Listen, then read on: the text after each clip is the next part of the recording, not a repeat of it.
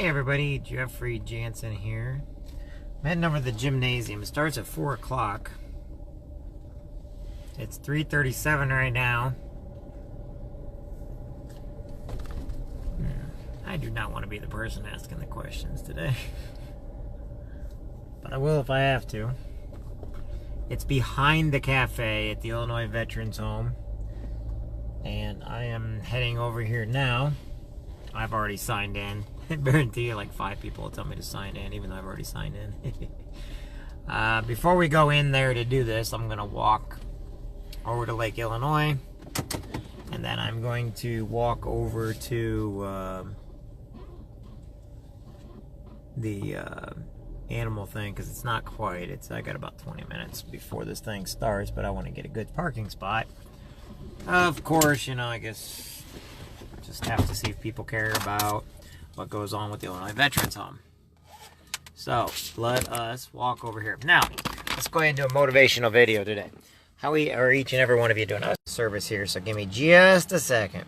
I told somebody else, look, if you're so worried about what people say or do, imagine if it was your child, or what would you do if there was all options off the table? There was no more options whatsoever. What is it that you would do to make sure... Oh, it's loud around here. There's a lot of construction.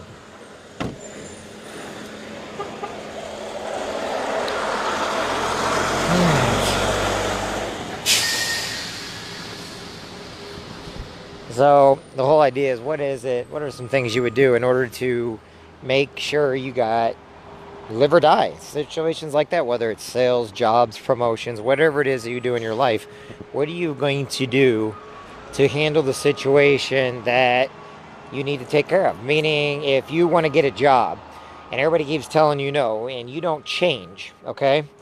How on earth are you going to keep getting a job if you keep going about it the same exact way when you've been turned down so many times? How are you going to get that raise or promotion if you don't change the way you do things? How on earth can you go to a sale if you can't even get in front of people to talk to them? That's what I'm trying to tell you. The whole idea is this, I had somebody call me the other day. They're worried about working with a trainer. Now, this person's a great person. I got to meet them. They're a nice person. They were not on my team. It had nothing to do with some of the stuff that I do. But they were worried about working with a trainer, somebody that's designed to help them out. And they were worried about talking to the people they needed to talk to. Why? Because they didn't want to be judged. So they didn't want to be judged by the trainer, who already knows that they don't know what they're doing, that they're there to help. It's like a teacher going in and taking a class and thinking on the very first day you've got to be the professor of the class and you got to know more than the teacher. No teacher in their right mind, if they call themselves a teacher, knows that you know anything about what they're teaching. So they're expecting you to not know everything going on. So then all of a sudden they're worried about what the teacher is going to think, and then they're worried about what the business is going to think. And I asked them, well, have you ever been in the business before? No. Do you ever plan on talking to that business owner or anything else? Well, no. Do you plan on whether they say yes or no to really talk to them after this? Well, no. Then why are you so worried about what they think? Why are you so worried about what they say? Everything in life is sales. Everything in life, somebody has a want or a need, or somebody has something that they need to do. If your son or daughter was dying and they needed a heart transplant, they had 3 days to live and you had 10 people to talk to, and if you don't talk to them, you're not going to get a yes or a no. What are you willing to do to talk to those 10 people so that you can save your child's life? Well, if it comes to that, you'll do anything. You will literally do anything to save your child's life. So why is it so bad to where if it has nothing to do with life or death, it's just a simple question or a simple promotion or a simple, go to school or a simple training? Why on earth is it so hard for people to get themselves out of this funk they get into and into something to where it's successful? It's funny, there's some people that don't go to college because they're scared of college. There are people that don't join the military because they're scared of the military. I'm in the Marine Corps. You know how many people I'm going to hear in the next few weeks, in the next 2 months? Well, I was going to be a Marine. I could have been a Marine. I was going to be a Marine. I had family members that are Marine. Oh, I got all these people. Coulda, shoulda, woulda, but didn't. You know, it's funny because every Marine, they don't even understand that we're taking tallies of how many people are saying, well, I didn't become a Marine because of this. And, you know, you even get people in the branches of the military, which they're all heroes in their army and everything else. Like all the geese behind me are starting like, what's he doing? What's he talking about? You know, they give you all these excuses. But other branches, like, I don't go up, man, I wish I would have. No, I don't do that. I don't go up to the other branch and say, I wish I would have joined another branch of the service. I don't go up to, I'll show you what's going on behind me. These geese are like, why is he coming at us? And why is he talking to the little box in his hand? Hello, geese. So, now if I run really, really fast, they get really, really scared. Oh, they're flying away. Some of them are. Others are like, he's just walking. There's one down there, he's like, he's looking for me. He wants to take me out. Okay, back to what I was talking about. So, everything in life people wish or regret. Don't live life with regret. Don't live life thinking that you cannot do something. And if you want something bad enough, you'll find a way to do it. If you need something bad enough, you'll find a way to get it. If there's many, many options for many, many advantages in life. And sometimes those advantages come at a price. Sometimes they come as a blessing. Sometimes they come as a miracle. Holy crap, I gotta watch so I don't step in goose dung. Holy crap, goose dung is worse than everything else. How'd you like to clean up goose dung for a living? If it made good money, I'd do it. But anyway, so what I'm saying is go out there. Don't worry about what people say, think, or do. Worry about yourself. Worry about that you matter and you have a mission in life. You have a goal in life. And you can achieve anything you put your mind to if you put your mind to it. If you just want it and do nothing about it to get it, you're never going to get it. I don't care how much wishful dreams there are. It doesn't matter how much you throw it out there and you pray. No, you have to go do it yourself. You know how many people think that they're going to get a miracle because they go to church on Sunday. So automatically that means that God has to give. You've got heart, blood, 2 arms, 2 legs. Some of them have 1 or 2. I don't know. You need to go out and do it on your own. You need to basically be self-sufficient. You cannot count or rely on others. You must count and rely on yourself. Why? Because you matter. You're important. But if you let everybody else do it for you, then how on earth are you ever going to earn anything? I can use a great analogy with a field right here. You got your start line, your finish line over there.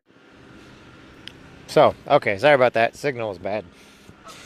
Have to come back over by the lake. The geese know it. The geese are like, his signal, he's coming back. He needs a signal. Okay. For every one of you that knows why I'm here, we're going to start heading over that way. I'm going to walk by the deer park first with all the animals and everything so everybody can see. And we're going to go over a few things. Man, these geese are just mad at me today. They're mad because I don't got food. I'm not giving them food right now. It's really, really bad to give the animals like bread and crackers and stuff because they fill up, but there's no nutrients in it. So whenever you come over to the home over here, you got to be very careful not to. That's the reason why I don't really feed them. Now we do. I bring crackers and stuff, but it's better to bring like oats and nuts and stuff like that. But you notice they're not like all flying because I'm going actually pretty slow. I'm not committing a commotion. Now they're all walking. But you notice they're not all, they're judging me for what I'm doing right now. They notice I'm staying on the sidewalk. And they're like, oh, look, they're even going to cross in front of me. If they were scared, they would have flown off. They're just like, you're going to step on our poo-poo. This is Lake Illinois, everybody. I was looking for some turtles. Usually there's turtles around the banks around here. I'll go up inside the... Aren't geese beautiful? These are Canadian geese for all you children watching. Stevie! Not much, buddy. Steve Lindsay, great guy. Love him to death. He's a Marine. Motivated Marine. All right. So, back to what I was talking about while we head over to the meeting. So, in life, if you don't give your all, if you don't do your best, if you sit there and you're so worried about whether people say, think, or do, you're never going to achieve your goals. You're never going to accomplish that what you got to be done. You become a slave to reality. Now, I was listening to one of my mentors and good friends, Chris, today, and he was basically talking about what college does for us. He says, what college and, quite frankly, they teach us how to work for somebody else. They teach us how to think somebody else's dreams up so we buy their houses and their cars. Everybody thinks they're going to college and everything because they're going to go out and change the world. No, if you want to change your world, you learn, you find self-improvement, and you figure out a way to do it. If you go to grade school, they teach you reading, writing, arithmetic. You go to college or go to high school, it's all a factory type setting situation, meaning they teach you the goods and the bad things you can do. It's slowly changing to come into the 21st century. You go to college, you get out with debt and everything else, and there's no guarantee you're going to find a job. And when you do, you're working for somebody else. College is not guaranteed a high-paying job anymore. But people that learn how to work for themselves, they learn how to budget, they learn how money management, and they learn how to market correctly, then they actually become more self-sustaining, and they can actually make more money than most people. If you go to a vocational school, you'll make more money learning how to weld or whatever it is you're going there for, than somebody that goes to college. You get this false belief that college is where you make your money. It's not. In fact, anymore, it's just basically a political tool to teach people to be a certain party, one side or the other, and don't really teach you anything at all except how to hate everybody. Sorry, that's how I feel about college. I went to college thanks to the Marine Corps. Marine Corps sent me to college. But you got to think for yourself. You've got to learn that you're important, and you must learn to quit being a slave to society. We all used to look at slaves as black and white, but if you look now, people are in the factories, people are on the, they're doing all these works to buy somebody else's house, somebody's home, somebody's car, and in turn, they're getting the tax benefits, they're getting everything else. And this is not a political speech, this is just being like, look, wake up to reality. Wake up to being able to learn on your own. Start learning to read books. Start learning to start educating yourself on what's going on out there. Because you matter, you're important. The things you say and do make a difference in people's lives. All right, we are heading now over to, and I'm going to turn it on so everybody can see where we're heading to, over here to the gym. It's not quite time yet, but I'm early. So we're heading over here to the gym right there for the 4 o'clock at the Illinois Veterans Home. So if you're tuning in, we are heading over to Illinois Veterans Home now. Hey Shauna, hey Nate, and Deja Givens. Hey Doug, hey Tina, hey Kevin, hey Luke. What else we got on here? Got all kinds of people. So that's where we're going, but they all got all kinds of construction going on and everything.